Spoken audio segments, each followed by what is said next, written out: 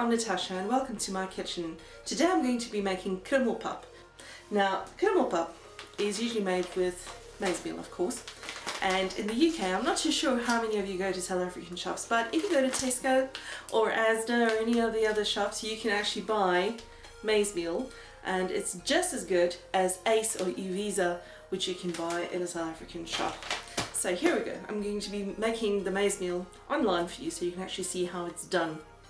Now, I've seen some other videos where they said it's Krummel Pap. Trust me when I say Krummel Pap has got to be the consistency of couscous, just a little bit bigger in the grain size. So today I'm going to be showing you how to make Krummel Pap. Very exciting. 3 things you need: boiling salty water and of course maize. And this approximately takes about 50 minutes to simmer on a very low heat. But when you start off, you start making it on a high heat, of course, because you want to boil your water. So boil a kettle of water and get your measuring cup ready.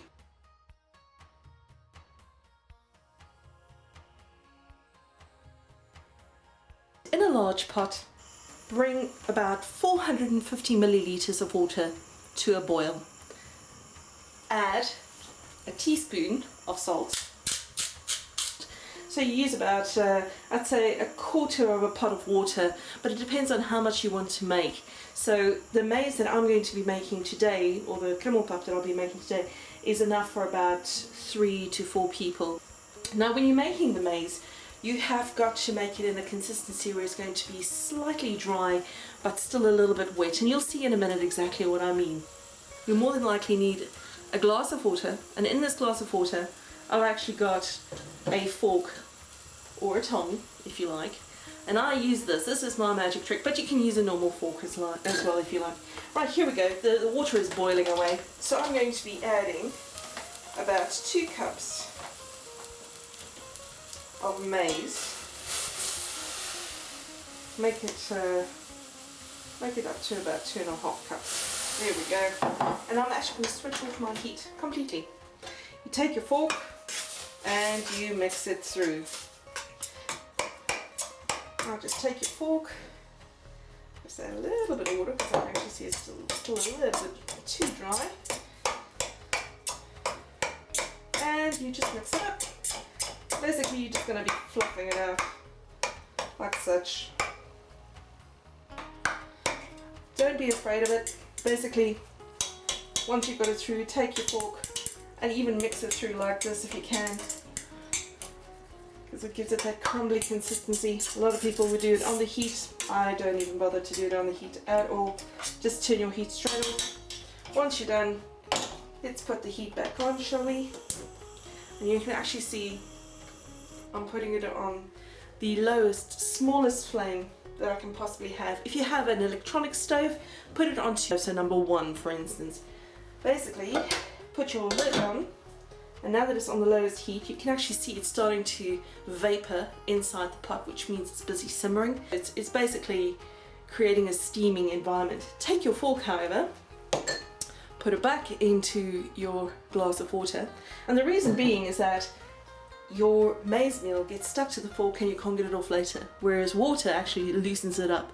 So we're going to be allowing this to simmer for approximately 50 minutes, and during that time, every 2 to 3 minutes, I will actually be going into the pot with my utensil, with my fork, and I will be whisking it. So I'll be fluffing it out. So basically, as it simmers, I'm fluffing it out. Now the question is usually asked, isn't it going to burn? Yes, it does burn a little bit at the bottom, but if you use the right amount of liquid and you allow it to simmer on a very low heat, it won't burn. It'll create a crust at the bottom of the pot, which will allow it to later on just simmer through. Now you can actually see, look at that, you can actually see it looks like crumbs, right? It's not stiff at all, it looks like a crumbly consistency, as you can see. And that's exactly what you want. That is what we call Krummel Pap.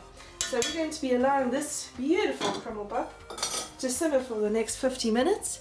And when it's ready, I shall show you what we usually use to put on top of the Krummel Pap. We usually make a nice tomato and onion sauce, and this goes very nicely with your maize meal or your Krummel Pap.